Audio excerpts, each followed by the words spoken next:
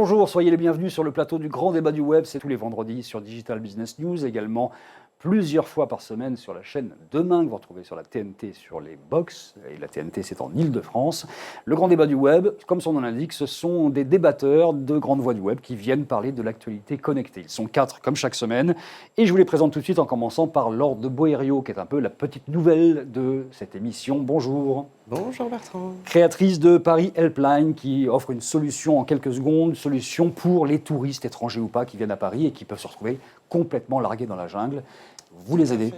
Et on leur met tout le savoir-faire parisien à disposition immédiate. Avec des gens qui connaissent vraiment et qui parlent leur langue. Ça y est, on est chinois, on a quelqu'un qui va vous aider en chinois. Chinois, tout à fait. Pratique ça pour discuter avec un chauffeur de taxi qui essaie de vous prendre pour un chinois, justement. Exactement, et on est là pour ça. Ça n'arrive jamais, évidemment, ça se saurait. On a à côté de vous Eric Dupin, fondateur de Presse Citron et de Dronestagram. Salut Eric. Bonjour Bertrand. Ça va ? Ça va. Bon, toujours le téléphone à la main. Tiens, la montre a disparu, la moto elle est toujours là ? Ah bon. J'ai eu un instant de frayeur. Je me suis dit, ça y est, il s'est débarrassé de sa montre connectée. En face d'Éric Dupin, Fabrice Epelboin, ronde serviette toujours, fondateur de Yogosha. Salut Fabrice, donc, qui vient parler notamment de dimensions qu'il aime bien évoquer, sur les dimensions sécuritaires, entre autres du web, parce qu'il y a énormément, et c'est un des sujets de l'année, de questions à se poser sur ces critères-là. Donc, dans tous les domaines, on va... C'est le sujet de la décennie. C'est le sujet de la décennie. On est rentré dans une phase de balkanisation de l'Internet qui fait que tout ce qui semblait être des sujets de spécialistes sont aujourd'hui totalement indispensables pour comprendre Alors, pour ceux qui ne sont pas forts en géographie, ça n'a rien à voir avec les épaules Balkany. C'est balkanisation. Voilà, je dis ça parce qu'il y en a qui pourraient confondre du côté de chez les footballeurs, par exemple. Emmanuel Parodi, bonjour. Bonjour. Oui. Emmanuel Parodi, journaliste, ancien dirigeant de ZDNet, CNET, et également secrétaire général du GEST. Le GEST, c'est le groupement des éditeurs de presse en ligne et services en ligne. C'est plutôt des éditeurs traditionnels, non ? Oui, Le Monde, Le Figaro, il y a aussi TF1, il y a aussi des petits des éditeurs. lobbies pour essayer de savoir. C'était surtout un endroit où les gens qui s'occupaient du digital se réunissaient pour voir, tiens, on va créer les flux RSS, on va faire des innovations en commun. Au départ, c'était quand même plutôt ça. Et après, les questions juridiques sont arrivées. Effectivement, c'est quelque chose, on est après, plutôt sur l'idée des de comment est-ce qu'on s'associe pour distribuer des contenus numériques, par exemple, pour faire des choses comme ça, avec les plateformes numériques qui se sont mises en place. Les questions des cookies avec la CNIL, des choses comme ça, passionnantes. Bon, brave monsieur, on pourra en parler pendant des heures. Donc, bienvenue à vous quatre. On a 2 sujets à vous proposer aujourd'hui. Un premier qui concerne la télé 3D. Vous vous souvenez, la télé 3D, c'était une idée absolument géniale. En 2010, on nous vendait ça comme étant le futur de l'humanité. Il faut croire que, je ne sais pas, c'est comme le journal de l'humanité, ça a un peu moins de succès que finalement que prévu. La télé 3D, c'est en train d'un peu de sombrer. Vous savez que là, petit à petit, la télé 3D est en train de disparaître. Samsung, LG retirent leur bille. Ce n'est pas les seuls d'ailleurs à retirer leur bille de cette techno qui s'annonçait pourtant prometteuse. Mais c'est vrai qu'il y a des freins à ça, on va en discuter. Et puis on parlera également du retour du client roi sur Internet. On n'a plus que ce mot-là à la bouche. On lui a vendu des produits, des services pendant 10 ans. Et maintenant on se dit, tiens, au fait, si on s'intéressait un petit peu à ce qu'il veut lui, à son UX, son user experience. Est-ce qu'on pourrait réenchanter tout ça ? Le web est arrivé il y a quelques années pour réenchanter le commerce avec le e-commerce. Et finalement, c'est lui qui se trouve un petit peu désenchanté aujourd'hui en se disant comment faire pour faire en sorte que les gens ne retournent pas dans les magasins, c'est le monde à l'envers, avec une expérience qui est une expérience physique, tactile, sensorielle, intellectuelle et amicale parfois avec des vendeurs. Ça peut arriver pour discuter de l'intérêt de parler ou d'acheter tel ou tel produit. Ça se passe dans le monde physique, un peu moins sur le web. Alors comment est-ce qu'on peut conjuguer les deux ? C'est un petit peu la question du moment. Est-ce que la télé 3D est morte ? Monsieur Eric Dupin, spécialiste de la question, qui a une télé 3D chez lui d'ailleurs, je crois.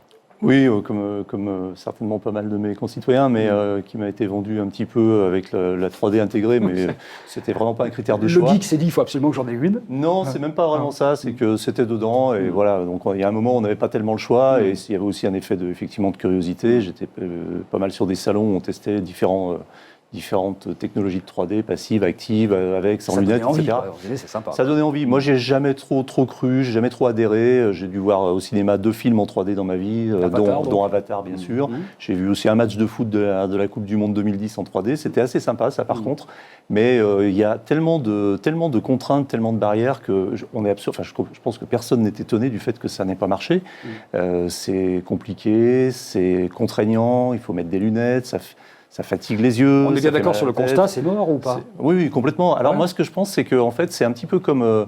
je pense que la télé 3D, elle attend son iPhone. C'est-à-dire qu'en fait, elle attend son moment iPhone. C'est-à-dire qu'il y a un moment où une technologie va arriver qui sera d'un coup disruptive, qui permettra d'avoir de la 3D, qui sera en même temps un mélange de 4K ou de 8K, d'écran incurvé, etc. Donc en fait, ça va faire partie d'un tout où on aura une image encore plus immersive, une expérience encore plus immersive. Ça sera dans la télé, mais maintenant, ça va être aussi sur des devices, sur des lunettes. Vous avez cité le 4K et le 8K. On parle d'Ultra HD pour le 4K, d'Ultra HD pour le 8K, qui sont vraiment des définitions absolument incroyables. On peut donner un prénom à chaque brin d'herbe dans un stade de foot. C'est vraiment impressionnant. Et finalement, ça, c'est une vraie avancée visuelle, alors que la 3D, sur les écrans de télé, c'est sombre. C'est sombre, la résolution est divisée par 2, et puis c'est une technologie qui enseigne, enfin, c'est de la stéréoscopie, et ça existe depuis les années 50. Donc après, évidemment, ça s'est amélioré. Moi, je ne suis pas un spécialiste de la technique 3D, mais en tout cas, ce que j'ai constaté, c'est que la plupart du temps, l'expérience est bluffante pendant 5 minutes, et après, elle est assez rapidement fatigante et décevante. Donc c'est pas étonnant. Leur opinion du chef, qu'est-ce que vous en pensez de ça? C'est mort aussi? Oui, pour moi, oui, dans la mesure où la 3D, c'est du ludique. Ouais. Il n'y a pas de la technique, et que j'ai une télé 3D dont je ne me suis absolument jamais servi, et pour une raison très simple, c'est que dans mon salon avec mes enfants, avec les 3 lunettes, c'est juste rédhibitoire, c'est pas possible. Qu'est-ce qui est rédhibitoire? C'est le fait d'avoir des lunettes? Tu te vois dans ton salon avec tous les 3 avec tes 3 paires de lunettes, voilà, c'est en soi. Quand on a acheté la télé au départ, on avait bien l'idée qu'on aura tous des paires de lunettes et qu'on de la pourrait même plusieurs. manière, on me l'a vendu intégré, on va dire. Ouais. C'était pas l'objectif de l'achat de la télé. Alors, il faut dire que les pubs 3D, les pubs que vous voyez peut-être derrière, qui circulent sur les télévisions 3D, sont un petit peu mensongères. C'est qu'on vous vend l'idée que, tout à coup, ça sort de la télévision, évidemment. On ne vous vend pas tellement l'idée que vous avez des lunettes absolument énormes sur le nez. Et ce qui est encore mieux, c'est que vous les mettez sur les lunettes que vous avez déjà si vous en portez. Alors là, déjà au cinéma, c'est une expérience douloureuse, mais on n'a pas envie de la reproduire à la maison, quoi, d'avoir Plus deux la paires de lunettes. problématique des batteries dans les lunettes qu'il faut changer régulièrement. Alors même pas Avatar, rien, que dalle. Ah si, le cinéma, oui. Mais pas à la télévision, jamais de 3D. Après, il y a aussi un problème c'est pas simplement un problème de technologie, il y a évidemment un problème de contenu adapté. Évidemment, alors tout le monde s'est mis à faire de la production 3D à un moment, mais ça n'avait aucun sens, puisque pour faire de la vraie bonne 3D, il faut qu'il y ait une vraie écriture spécifique, une écriture cinématographique adaptée à la 3D, avec des plans séquences un peu plus lents, un peu plus longs, etc., plus de profondeur de champ, etc., plus de lumière. Donc finalement, on tournait un film normal, un film avec un scénario, une écriture qui n'était pas du tout fait pour la 3D, on le tournait avec des caméras 3D. Oui, mais on pensait par exemple au football, on pensait aux événements sportifs. Orange a proposé depuis plusieurs années de la 3D sur Roland-Garros, franchement c'est assez sympa. Oui, sur Roland-Garros, alors après, bon, sans rentrer vraiment dans la technique pointue, mais quand on suit un événement sportif où il y a des mouvements rapides, il y a énormément de traînées d'images, de lag, et quand on regarde un match de foot, c'est très intéressant parce qu'on a effectivement l'impression d'être au bord du terrain, c'est assez impressionnant, mais c'est quand même loin d'être parfait. C'est mort, c'est pas mort en face, Emmanuel? C'est pas mort dans le sens où ça revient tous les 20 ans, hein, la 3D. Ça a commencé dans les années 50. C'est vrai aussi. Tout le monde a dit que ça va tout révolutionner. Et ensuite, les années 70. Donc ça reviendra sous une autre forme. Là, moi, je suis d'accord, tout a été résumé. Je me souviens, c'est un phénomène d'année 2011-2012. Hein, il faut bien comprendre que les fabricants d'écrans, ils ont besoin d'une histoire pour vendre les nouveaux écrans, parce qu'il faut bien vous aider à renouveler. Et c'était une des histoires. Il y a eu la télé connectée, il y a la 3D, il y a la 4K maintenant, il y a les trucs incurvés. Bon, maintenant, on est sur des télés quand même qui sont très très larges. On n'avait pas ça, hein. Il y a 20-30 ans, on avait tous des télés. Voilà. Donc maintenant, quand vous avez payé parfois 1 000 € ou plus pour une télé qui fait plus d'1,50 m de large, c'est vrai qu'il y a un paradoxe, c'est que vous attendez plus la 4K, c'est-à-dire des images qui pètent avec une grande qualité visuelle. Et paradoxalement, la 3D, c'est ce qui a été dit. Il ne faut pas oublier qu'au-delà de l'effet waouh, en réalité, vous perdez en luminosité, vous perdez en qualité. Ça marche très bien au ciné parce qu'on est dans une salle sombre et qu'on prend toute la lumière, en fait. Oui, et qui prend rien. Donc, alors après, je suis d'accord, les lunettes, enfin, tout s'accumule, et au final, et moi je me souviens, les journalistes qui testaient les écrans, on le savait tous. J'ai pas vu... Personne, on ne faisait pas trop d'efforts pour être enthousiaste. On savait tous que c'était un argument. Pourquoi tous les journalistes ont vendu ça comme étant le truc qui allait tout bouleverser? Excellente question. Je pense que tu mets le doigt sur une thématique très intéressante. On avait discuté avec la rédac. Non, on le disait dans les articles, on le disait. Oui. Mais quand vous avez un phénomène qui est survendu, etc., ces arguments-là. Moi, je me souviens surtout de vidéos faites au CES de Las Vegas où regardez, c'est génial, c'est le futur, c'est ça demain chez tout le monde. Voilà. Non, mais la réalité, c'est que tout le monde achetait des téléviseurs où la fonction était intégrée. Donc c'est exactement ce qu'on a dit. C'est pas des gens qui achetaient pour la 3D. Ça, c'est une minorité de gens. La réalité, c'est que il fallait acheter la nouvelle génération de télé qui intégrait en natif la 3D, comme les précédentes étaient connectées et que personne n'a utilisé les fonctions connectées Là où on a de sa télé. en fait, que ça allait certainement capoter très vite aussi, c'est dans les devices. des appareils qui permettaient à des particuliers de faire de la vidéo en 3D. Donc les premières petites caméras portables qui avaient un double objectif. Il y a même, je sais plus, je crois que c'est LG qui a sorti un téléphone et une tablette avec deux objectifs. Enfin, moi, je les ai vus au CES à Las Vegas en 2012 ou 2013. Je ne les ai jamais vus arriver sur le marché. Donc il y a cette espèce d'engouement comme ça, où Sony aussi a sorti une caméra 3D, petite caméra 3D qui n'était pas très chère en plus et qui permettait effectivement de shooter en 3D, mais les usages n'étaient pas là. Donc pour faire sa photo ou sa vidéo de mariage, les gens n'étaient pas intéressés à faire ça en 3D tout simplement. Et il n'y avait pas d'offre, puisqu'on a promis des chaînes de télé tout 3D, et effectivement, comme c'était... Canal+ a fermé la sienne en 2012. Ils n'ont pas attendu très longtemps. Sky, le bouquet Sky a fermé la sienne plus récemment. En fait, il y a eu très peu de production. Il y a eu Avatar qui est sorti pour les télévisions. Bon, tout le monde a regardé Avatar sur sa télé pour justifier le fait que vous aviez payé 500 € de plus pour avoir une télé 3D, globalement. Mais au-delà de ça, ça fait un peu cher, Fabrice. Oh ben ça fait partie des innovations totalement ridicules, largement soutenues par des immenses campagnes RP docilement relayées, qui n'ont pas généré tant de ventes que ça, parce que fondamentalement, tous les gens que je connais qui ont une télé 3D, je crois quand même la mienne, il me semble qu'elle est 3D, j'ai pas les lunettes, mais fondamentalement, c'est devenu rapidement une fonction quasiment obligatoire pour une télé milieu haut de gamme, que tout le monde a, que personne n'utilise. Donc on est dans le marketing qui tourne en rond, avec de l'innovation qui ne sert à rien, mais qui se vend bien. Ça ne sert pas à rien, ça peut être sympa sur le papier. Simplement, techniquement, c'est pas au point. C'est un peu ça. Techniquement, dès le laboratoire, dès qu'ils ont sorti le premier prototype, ils savaient que c'était pourri. Après, ils avaient déjà investi une fortune, parce que c'est quand même des technologies un peu pointues, et surtout, la mise en œuvre industrielle n'est pas simple.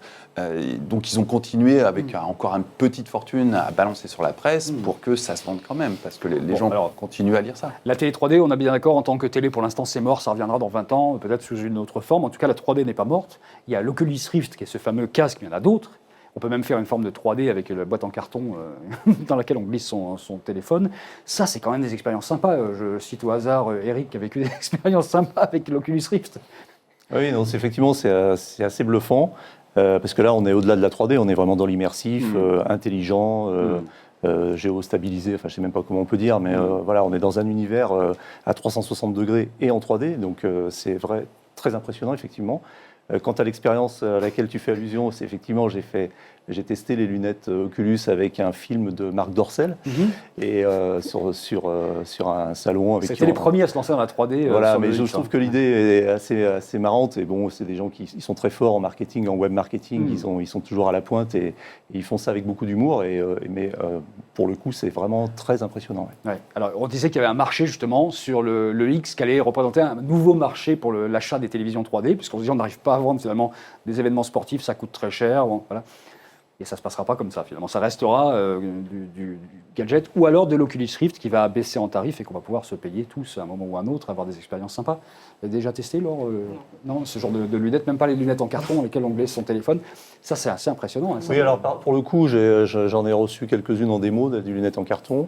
Hormis le fait que certaines sont un petit peu compliquées à monter parce que le kit n'est pas très bien expliqué, il faut des applications spécifiques pour faire tourner ça. Et pour l'instant, les applications que j'ai pu tester sont quand même pas super au point. Donc c'est aussi un petit peu décevant. Ouais. Vous avez testé ce genre de truc ou pas, l'un et l'autre? Oui, moi, ce que j'avais noté, c'est qu'il était quand même difficile de conserver l'Oculus Rift sur ses yeux pendant au-delà de 10 minutes, un quart d'heure. C'est quand même compliqué. Donc, du coup, on se dit des applications, des films, des jeux vidéo. Moi, je l'ai vu sur les jeux vidéo où on garde ça même si ça fait waouh, qu'on en prend plein la figure et que c'est vraiment impressionnant. On ne s'imagine pas en train de tenir ça pendant une heure. C'est pas de la 3D, c'est de l'immersion, c'est de la réalité virtuelle, c'est vraiment du 360. Et c'est bien au-delà de la 3D. C'est vrai que pour l'instant, le cerveau n'est pas encore habitué à gérer ça. On a vite fait de vomir. Hein. Il faut, juste pour, en parenthèse, mentionner aussi HoloLens de Microsoft, qui est une expérience un petit peu différente, qui permet, avec des lunettes, de projeter des univers des univers virtuels dans un univers réel. Donc concrètement ici, je peux faire apparaître, avec mes lunettes, je ne sais pas, un ordinateur, un bouquin. Et puis évidemment, alors ça sert pour les architectes, etc. C'est encore en développement, mais j'ai testé, c'est assez impressionnant. Bon, en résumé, qui avait une télé 3D chez lui? 2 ici, là, 3? Je n'en sais rien. Tiens, allez, on va dire 3. À vendre. Excusez-moi, j'ai une petite annonce à passer à vendre 3 télévisions 3D, n'ayant jamais servi.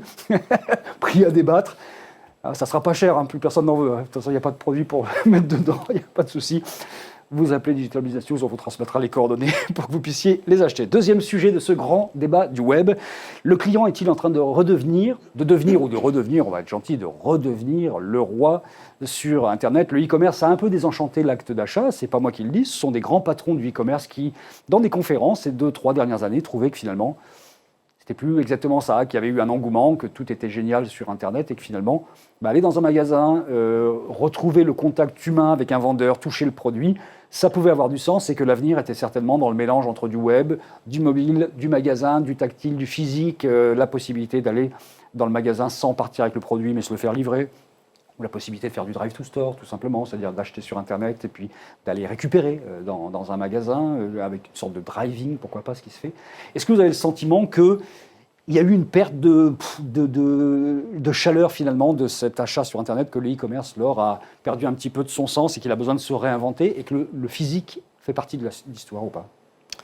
Je pense que l'humain fait partie de l'histoire et que l'humain fera toujours partie de l'histoire et qu'il sera toujours prioritaire. L'humain a disparu de la composante du e-commerce finalement. Alors, c'est pas moi qui vais te contredire parce que moi justement j'ai essayé d'allier la partie technologique et je l'ai additionnée avec la partie humaine. Dans Paris Helpline, oui. Dans Paris Helpline, voilà. Donc je trouve ça absolument formidable et c'est une excellente chose si jamais ça revient parce qu'on était totalement dénaturé et que c'est pas viable à long terme. C'était des agents virtuels auxquels on avait affaire. Mais les agents virtuels, c'est des petits personnages animés là. Bon, c'est pas d'un sexy absolu finalement, hein. C'est de l'intelligence artificielle. Même de manière générale, aujourd'hui sur des grosses structures, tu appelles, mais c'est à te taper la tête contre les murs. Tu tombes sur un répondeur qui t'envoie sur autre chose, et au final, tu ne peux pas avoir ton information, tu ne peux pas récupérer une information sur ton produit, quelle que soit la nature de l'information, c'est à devenir fou. Le même sentiment? Oui, alors c'est marrant parce qu'en fait j'ai l'impression qu'on assiste après une vague pendant 20 ans de tout digital, tout Internet, à une espèce de petit ressac, de retour en arrière, où les choses vont s'équilibrer. Et en fait maintenant le digital est devenu tellement une partie prenante de nos vies que finalement c'est intégré, on n'en parle même plus, c'est partout, c'est complètement transversal. Et donc on arrive à faire maintenant la distinction entre ce qui est vraiment intéressant de faire sur Internet et ce qui est intéressant de faire dans la vraie vie, et puis il y a le mix des deux. Je crois que le commerce et d'ailleurs, on dit même, moi, j'ai fait une conférence l'an dernier, j'ai assisté à une conférence à Monaco qui est assez importante sur le e-commerce. Le one-to-one. Le one-to-one. Et l'article que j'avais fait s'intitulait on a enlevé le E à e-commerce. Parce que c'est ça, c'est une expérience maintenant qui est transversale, qui est omni ou multicanal, selon les termes consacrés. Et en fait, on va commencer son expérience d'achat dans un magasin, on va finir sur Internet. L'inverse aussi, on commence sur Internet, on va finir dans un magasin. On va demander des renseignements dans le magasin et puis on va finir après sa commande chez soi. On va scanner une étiquette, on va voir la qualité du produit sur un forum. Donc tout ce parcours de client, il est complètement maintenant différent. Il est beaucoup plus expert, le client est plus expert.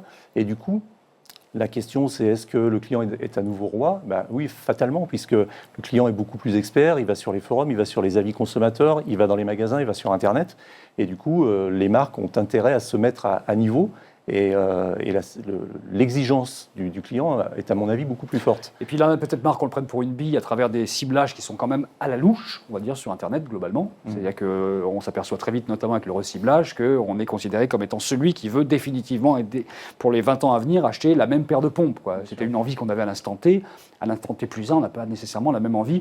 Et ça devient pénible au bout d'un moment parce qu'on est un cookie, d'une certaine façon. On est juste ça, quoi. Je reviens sur la notion de réenchanter le commerce dont tu parlais tout à l'heure.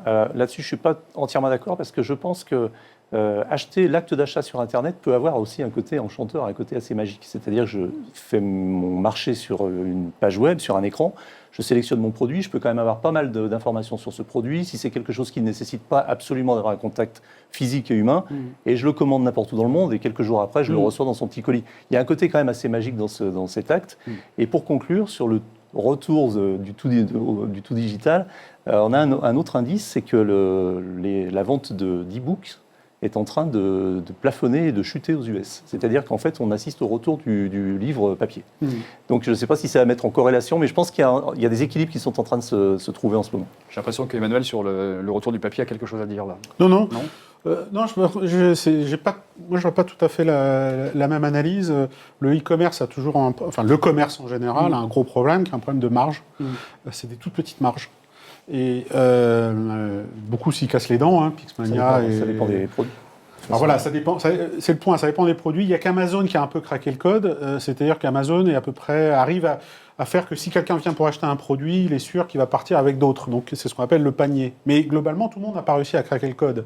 Et je pense que le fait de pouvoir renvoyer les gens au magasin avec une bonne expérience, c'est aussi le renvoyer dans les bras d'un vendeur qui, lui, est formé pour, et il y a un contexte, qui a une tablette dans les mains. Il a peut-être une tablette, il a ce qu'il veut, mais donc en tout cas, connecté lui aussi. On se donne une chance supplémentaire que l'acheteur parte avec un panier plus grand. Et l'ensemble des deux fait une histoire qui se raconte. Parce que pour l'instant, mais je suis pas persuadé persuadé quand même, c'est que le vendeur ait moins d'expertise que l'acheteur.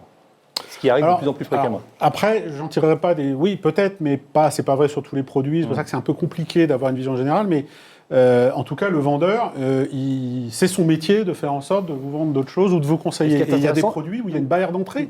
Et les gens sont peut-être pas encore prêts, la grande majorité, à les acheter sur Internet. Donc je pense que le mix des deux, plus l'hystérie autour de la big data qui fait qu'on est censé être capable d'identifier vos besoins, fait qu'on se dit, l'info sur vos besoins, on est capable de l'identifier quand même de manière numérique.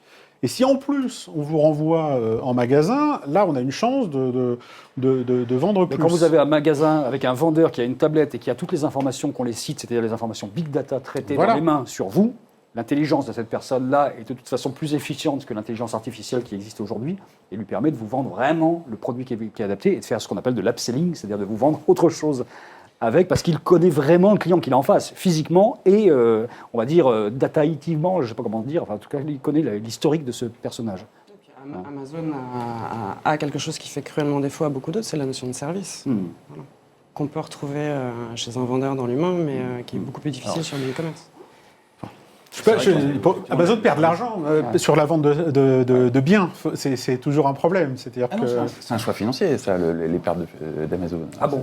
Ah bon? Bien sûr, oui. C'est un choix de croissance. Ils ont toujours réinvesti parfois plus que 100% de leurs bénéfices pour grossir. C'est comme ça qu'ils sont arrivés à être un géant. Il fallait tuer les autres, donc quitte à perdre de l'argent. Oui, c'était une croissance à marche forcée où vraiment tous les bénéfices étaient réinvestis. C'est pour ça qu'ils ne payent pas d'impôts. On se posait déjà la question en 97-98. Les revues économiques disaient le boom d'Internet et du commerce sur Internet, Amazon perd beaucoup d'argent, sera-t-il un jour le géant qu'il veut être avec Amazon est arrivé potentiellement à une situation où ils auraient pu se mettre à gagner de l'argent à peu près dans les années 2000, au moment du crack, et ils ont systématiquement depuis tout réinvesti. C'est l'une des rares GAFA qui certes ne paient pas d'impôts, mais et pour cause, ils ne font pas de bénéfices. Donc il n'y a pas grand-chose à leur reprocher. Enfin, il y a plein de choses à leur reprocher, mais là-dessus, ils sont relativement clean. Après, il y a un autre phénomène qu'on a tendance à oublier, c'est que avec la nouvelle génération, on en parlait hors antenne tout à l'heure, il y a une désillusion de la consommation en tant que loisir. Cette nouvelle génération considère que consommer pour se divertir, c'est quand même assez vain. Et ça n'est pas vraiment très constructif. Et c'est très difficile de lui donner tort. Et cette nouvelle génération va se servir de l'e-commerce pour obtenir les meilleurs prix, parce qu'il n'y a aucune raison de payer plus cher. Et l'expérience consommateur dans le magasin, tout ça ne l'appelle pas spécialement. Et on est face à un schisme générationnel où très concrètement, les jeunes aujourd'hui sont à la recherche de sens et c'est pas dans un magasin qu'ils vont trouver du sens. Acheter le produit au plus bas tarif, c'est pas tout à fait une recherche de sens. Ça. Si on non, sait pas du tout. quelle est la Mais chaîne de ça production se des fait produits sur Internet. Ça ne se fait pas par une expérience en magasin. Ça se fait par une recherche sur Internet qui consiste à sélectionner le meilleur endroit, le meilleur prix, le machin. Mais l'expérience, enfin, surtout le loisir qui consiste à consommer, c'est quelque chose qui est très sérieusement remis en question chez les jeunes générations. Et pas chez les jeunes générations qui sont dans ces situations parce qu'elles n'ont pas les moyens de consommer. Vraiment, chez les jeunes générations qui pourraient parfaitement se vautrer dans la consommation de la même façon que nous, on l'a fait quand on était 20 secondes jeunes. pour dire le contraire. Je ne suis pas vendu à cette histoire. Je pense que c'est beaucoup plus simple que ça. Vous voulez concurrencer Amazon qui, effectivement, perd de l'argent et est capable d'avoir des produits et un service qui est plus rapide, qui est meilleur, etc. Si vous êtes un marchand, vous êtes obligé de chercher quelque chose sur lequel Amazon n'est pas. Et c'est pour ça que le brick and mortar, c'est-à-dire les magasins physiques, font encore une différence par rapport à Amazon.